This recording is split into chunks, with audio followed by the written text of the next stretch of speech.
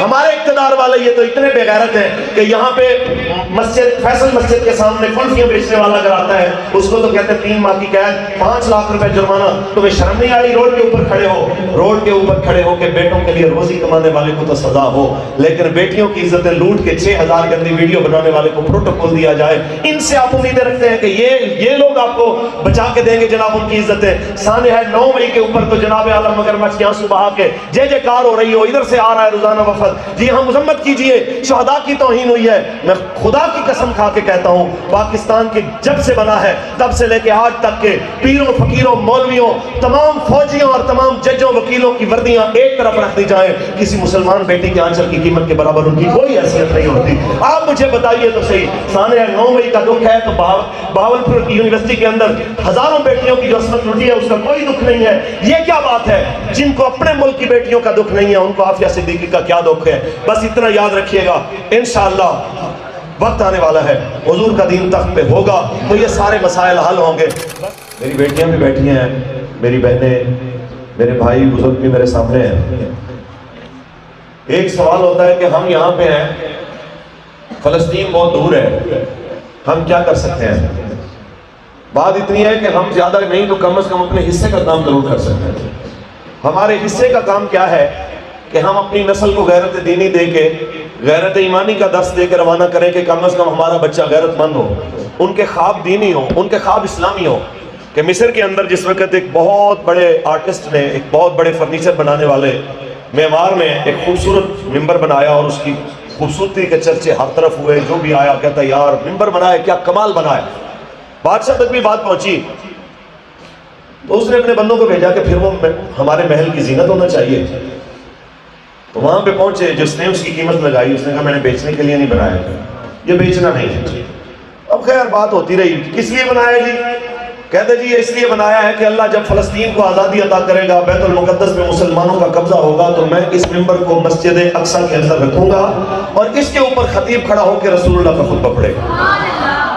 باتیں ہوتی رہی, لوگ آئے اس کو دیکھتے, جس طرح آتے ہیں لوگ دیکھ کے سیر کر کے چلے جاتے ہیں. اچانک ایک 8 سال کا بچہ اپنے والد کے ساتھ آتا ہے اور وہ بھی اس منظر کو دیکھتا ہے, اور اچانک اس کے سامنے بھی کوئی اس کی قیمت پوچھتا ہے تو وہ بوڑھا رو کے کہتا ہے کہ اس کی کوئی اور قیمت نہیں ہے, اس کی قیمت مسجد اقصی کا ممبر بننا ہے, اس کی اور کوئی قیمت نہیں. تو وہ 8 سال کا بچہ اس کا ہاتھ پکڑ کے کہتا ہے چاچا دعا کرو, اللہ مجھے زندگی دے, اللہ مجھے ہمت دے, اگر میرے ہاتھ میں قوت آئی تو میں تیرا خواب ضرور پورا کروں گا. پھر دنیا نے دیکھا کہ 20 سال بعد وہی بچہ جس وقت اللہ اس کو ہمت دیتا ہے وہ صلاح الدین ایوبی بن کے وہی جناب اعلیٰ ممبر اٹھا کے مسجد اقصی کے اندر رکھتا ہے. تو وہ 8 سال کا بچہ جس کو زمانہ آج صلاح الدین ایوبی کے نام سے یاد کرتا ہے, وہ اپنے باپ کی تربیت اور اپنی ماں کی تربیت کی وجہ سے پہلے مسلمانوں کے درد کو سمجھتا ہے, پھر بات کرتا ہے. آج ہم جب اپنے بچوں کو ڈراؤنی فلمیں, ڈراؤنے ڈرامے اور اس طرح کی موویز دکھائیں گے, بچے کو کہتے ہیں جاؤ پانی بھر کے لاؤ, تو لائٹ اگر نہ ہو تو دروازے تک جاتا بچہ ڈرتا ہے, لائٹ ہو بھی تو وہ کہتا ہے میرے ساتھ باشوں میں جائیں. تو آپ مجھے بتائیں کہ جب بچہ اتنا بزدل ہو جائے گا تو وہ کیا لڑے گا. رہی بات عزت کی جس کے پیچھے ہم لوگ پڑے ہوئے ہیں, تو عزت کا ایک ہی معیار ہے, وہ میرے آپ کو مولا نے فرمایا لا عزت الا بالجہاد, جہاد کے بغیر عزت کوئی, جہاد ہوگا تو عزت ہوگی. آپ کے پاس پوری مسلم امہ میں سے ایک آپ ہیں ایٹمی پاور.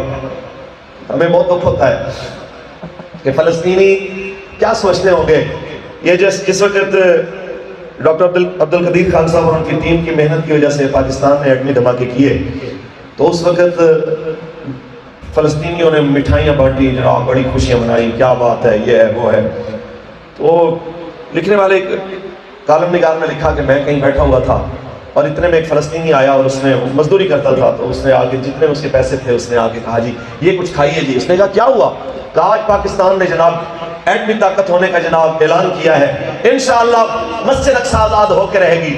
آج کتنا عرصہ گزر گیا, 25 سال گزر گئے. 25 سال گزرنے کے بعد آج بھی وہ اسی طرح ہی مر رہے ہیں, اسی طرح ہی تکلیفیں اٹھا رہے ہیں. آپ مجھے بتائیے تو صحیح, اگر اسی طرح ہم نے کفر کی غلامی کرنی تھی, اسی طرح ہم نے اپنی بیٹیاں اٹھا اٹھا کے غیروں کو دینی تھی, تو پھر مجھے بتائیے اتنے پیسے ایٹم کے اوپر لگانے کی ضرورت کیا تھی, اتنی زیادہ آپ کو خرچے کرنے کی کیا ضرورت تھی. اتنے منافق ہیں کہ صرف پاسپورٹ کے اوپر لکھا ہوا ہے کہ یہ جناب اعلیٰ اسرائیل کے لیے جانے کے لیے کارآمد نہیں ہے, باقی سب کچھ آپ کا اسرائیلی ہے. کوئی جناب بڑے سے بڑا جتنا لیڈ ایریا ہے میکڈونلڈ کے بغیر ان کو کوئی چیز ہضم نہیں ہوتی. جناب یہ تمام جتنی بھی یہودیوں کی پروڈکٹس ہیں ان کے علاوہ ان کے دسترخوان کے اوپر کوئی چیز اچھی نہیں لگتی. پھر کہیں کہ جناب ہم بہت بڑے جناب عاشق ہیں, ہم ایسے ہیں, ہم ویسے ہیں. اگر آپ کسی وقت بھی آپ کو یہودیوں کی, اسرائیلیوں کی پروڈکٹ آپ کو کھاتے ہوئے, سامنے رکھتے ہوئے دل کی چاہٹ نہ ہو, ایک بار اس فلسطینی ماں کو ضرور یاد کیجئے گا.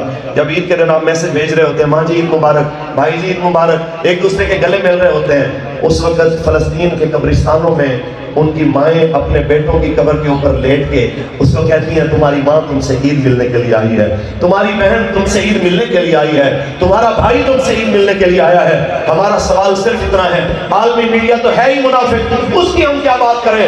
اگر فلسطین کے اوپر حملہ ہو اور فلسطین کے اندر 10,000 بندہ شہید ہو جائے اس کی خبر رپورٹ نہیں ہوتی, لیکن یوکرین کے اندر کتا بھی مارا جاتا ہے تو اس کی خبر بھی دی جاتی ہے کہ دیکھیں جی فریڈم فائٹر کے اوپر جناب یہ کچھ کیا گیا ہے. آج یوکرین کو فریڈم فائٹر کے نام کے اوپر ان لوگوں کو امداد دینے پہ آزادی ہے, لیکن فلسطین کے بچوں کو دوائی دینے کے لیے بھی اجازت نہیں ہے. ان کے لیے ترکی سے امداد آتی ہے تو جہاز تک کو ڈبو دیا جاتا ہے. بس اتنی سی بات ہے. عافیہ صدیقی آپ کی والدہ مرحومہ, آپ نے جس وقت قبلہ بابا جی امیر المجاہدین علامہ خادم حسین رضوی رحمۃ اللہ علیہ سے بات کی تو کہنے لگی کہ عافیہ سے جب آخری بار بات ہوئی تھی تو اس نے کہا تھا کہ میں بہت تھک گئی ہوں, میں بہت پریشان ہوں, اور جب میری پریشانی اور لاچارگی بیچارگی آخری حد کو پہنچی تو ایک رات رسول اللہ تشریف لے کے آئے.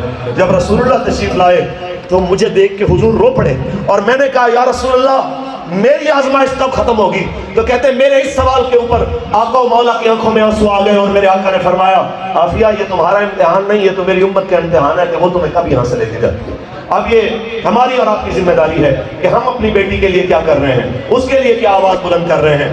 آپ کی اور ہماری ذمہ داری ہے اپنے بچوں کو اپنے گھر کے اندر فلسطین کے لیے, اپنی بیٹیوں کے لیے, اپنی